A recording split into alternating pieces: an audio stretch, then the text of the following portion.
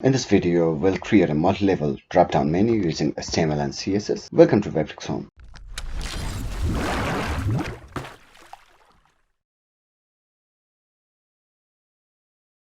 Hey guys, welcome to webtrickshome. In this video, we'll create a multi-level drop-down menu using HTML and CSS. We'll also make it responsive to all screen sizes using a bit of CSS and JavaScript. Let's get started. So let's create a new HTML file here. I'll save it in desktop as CSS multilevel menu.html. Alright, and let's start HTML tag. Let's say CSS multilevel drop-down menu, and let's start writing the HTML tags. I'll use ul, li, anchor tag, and let's say home over here. Let's copy it a couple of times and rename the menu items, about us, services, gallery, blog, career, FAQ, and contact us. So let's have a look how it appears on the browser, and here you can see how it appears on the browser. I'll write down the CSS right below the HTML tag for convenience. Alright, so the first thing I'll want is drop the margin to 0 and the padding of the UL to 0, and you can see how it looks now.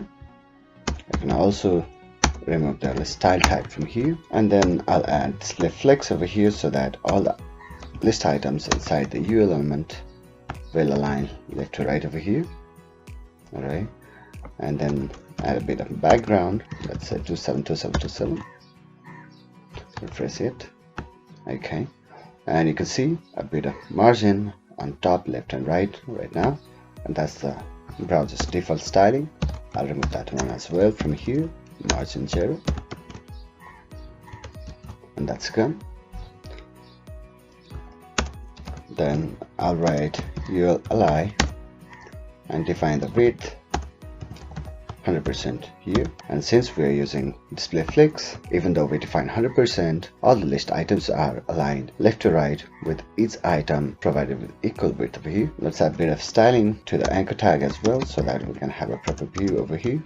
Let's say the color would be white and the text decoration none. Let's make a text transform uppercase so that we can have a good look over here. And let's add a bit of padding. Let's say 10px, and with padding you should know that the padding is not gonna apply to inline elements, so we should define it either as inline block or display block over here, and you can see the difference over here.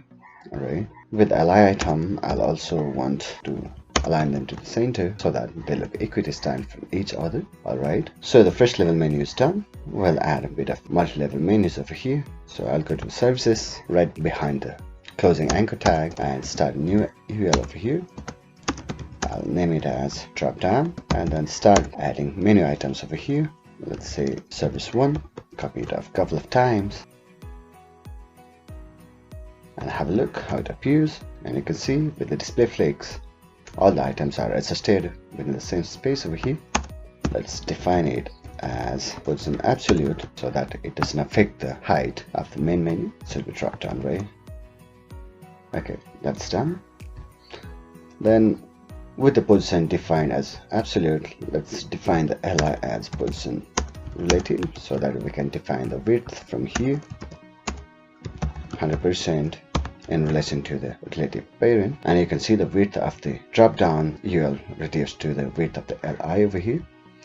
And let's add flex wrap as wrap over here, and you can see the items are aligned vertically over here. Now we can define visibility hidden or display none to hide it initially. I prefer visibility hidden over here because with visibility hidden I can also add transition over here, and then I'll add it like in the li to hover, drop down, and then it will be visibility visible. And with this thing position absolute, we can also define left alignment and the top alignment. I'll add top 600% over here because we've got 6 items, right? I'll keep it here as top 100% so that by default it goes much higher, and then with hover it appears like this. Alright, and since it's appearing on top of the main item, I'll add z next to it as -1 so that it passes right beneath the main item. Alright, then we can also add second level drop down menu. I'll add in service 5 over here, just like I did on top. Li, let's say it's service 5.1. Let's add a couple of items over here and see how it appears. So it's appearing like this, and the item is over here as well. And since it's quite tough to align it with the visibility hidden, I'll remove the property visibility hidden and top from here as of now, so that it keeps on appearing and makes it easier to align them. Alright, now I'll add a class over here, let's say dropdown 2, and then add the style over here, dropdown 2. Let's keep it at 150%, but before that I'll add absolute here as well, and the weight 100% and top 0, and see how it appears. Okay, this one's alright. Then here also I'll add flex wrap so that the items appear vertically over here. That's fine. And what I want here is when we hover to the drop down item, then the drop down to appear as left 100%, and for that I'll add transition 0.3 seconds over here, and here as well I'll add visibility hidden and add visibility visible on hover, and let's see how it works. So that is what I wanted. Alright, so let's apply the CSS as well and see how it works. Okay, that's working great now. I'll add a bit of CSS on anchor tag. Let's set the color while we hover on them. So that's good. I can see the colors changing. Alright, now the menu is working great on larger screens. We need to focus on smaller screens, and since there's no way we can hover on smaller screens, we need something else to make this multi-level drop-down menus appear over here and smaller screens. Alright, so let's click on inspect on your Chrome or Firefox, and you can see this icon over here that allows you to see your page designs in multiple screen sizes. Alright, so let's click on this one, and we can see how it appears on 425 larger mobile screens, smaller mobile screens, tablet, laptops. Alright, I'll focus on mobile screens because from tablet onwards it will work fine. Right, so it's working great for tablet. I will focus on mobile screens, and since it's showing this way in mobile screens, we'll need something different for that one, and its CSS will add media max weight just 1 pixel down than the tablet screen, and let's say you will display none, and check if it works. Refresh the browser and it's not working.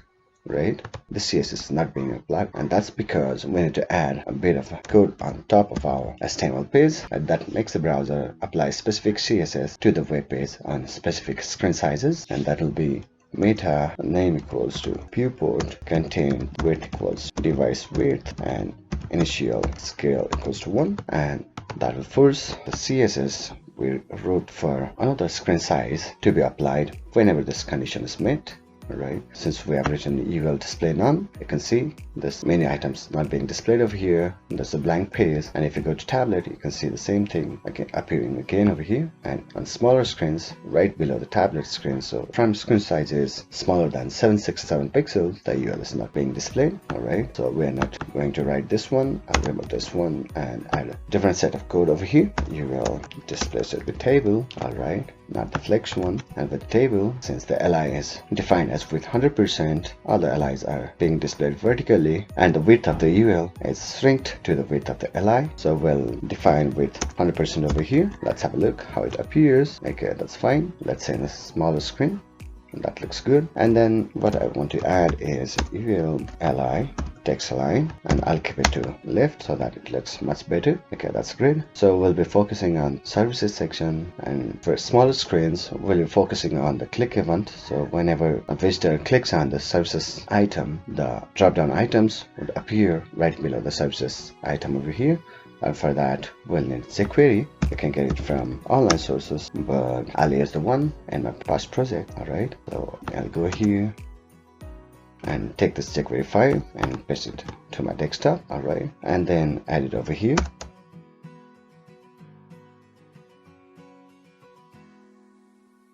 right? And with that, what I can do is add a script at the bottom of the page and then handle everything we can do. So I'll add a class on my services, class drop button. Then I can control it from here, $drop button dot click function $drop down, and I'm not going to add anything over here like CSS or something, but I'll add a class, and that will be toggle class because I want one class to be attached to my drop down class when a visitor clicks the menu item for the first time, and remove the same class when he clicks it for the second time. So let's say this one's display. All right, let's have a look if it's working. Go to my body UL, this is the services, right? So have a look over here. Once I click here, the class is added over here, and if I click it again, the class disappears. All right, so what I'm going to do here is on screens smaller than the tablet, I'll want my drop down as well as drop down two elements. CSS properties will be redefined over here, so I'll be using position relative over here, left 0, top 0, transition none. Let's make the visibility visible, but let's write display none over here, and with display class I'll want the display block. Let's have a look how it works. Click on this one, and that's the spacing because we've got JIndex, right? JIndex 1. Refresh the browser, click on it, and you can see services 1 2 3 4 5 6, and let's do the same with service 5, means the drop down menu button as well. Let's make it drop button 2 and drop down 2, and let's add class drop button 2 over here, and let's see how it appears. Click on services, you can see there's a service item over here. Click on service 5, and here as well the JIndex needs to be rewritten. Let's redefine this part over here. 0, visibility visible is not needed over here. Let's refresh it and check it over here. Services 5, right? Okay, that's working fine now. Close the services, all are gone. Open the services, I can see, so it's done. And what I want to do is, if the second level drop down is open and we close the services, then I want the second level drop down closed as well. So what I'll do is, from here I want the class removed. All right, that's done. Let's have a look. Close this one, open it, and it's already closed.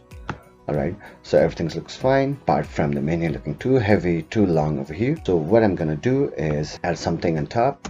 That will be something like, let's say, menu header, and then this will be menu content. Everything inside the URL will be placed inside the menu content. Alright, and then what I'm gonna do is hide the menu content over here. That menu content display none, so that's hidden. Then I'll use a bit of icons over here, and I'll use that too from my past project folder. That will be font awesome file.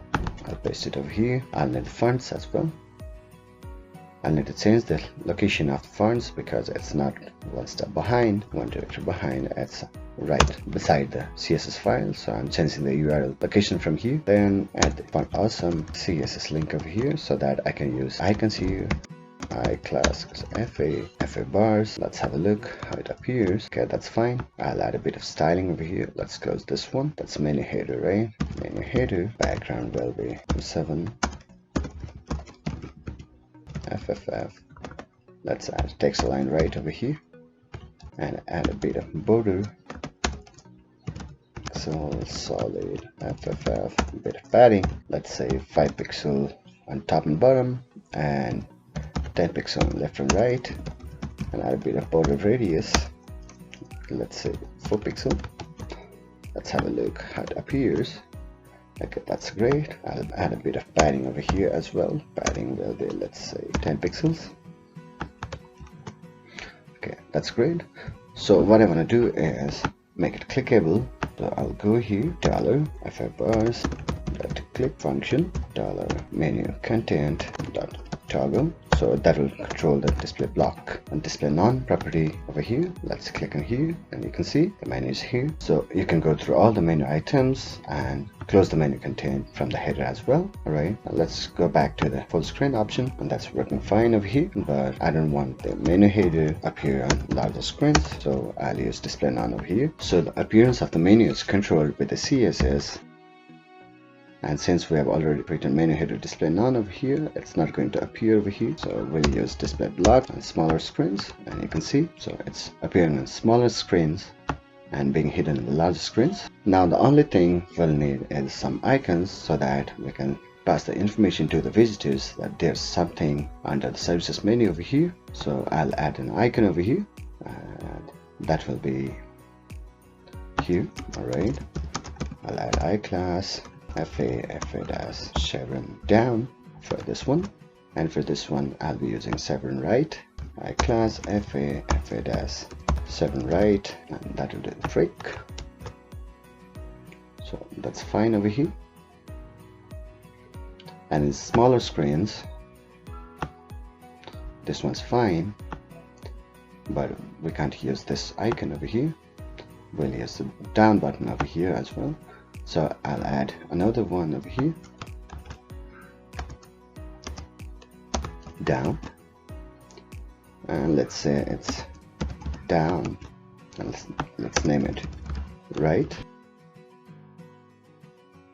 For large screens, we don't want to display the down icon, display none, and for smaller screens we want the down icon to be displayed, so display block, and the right item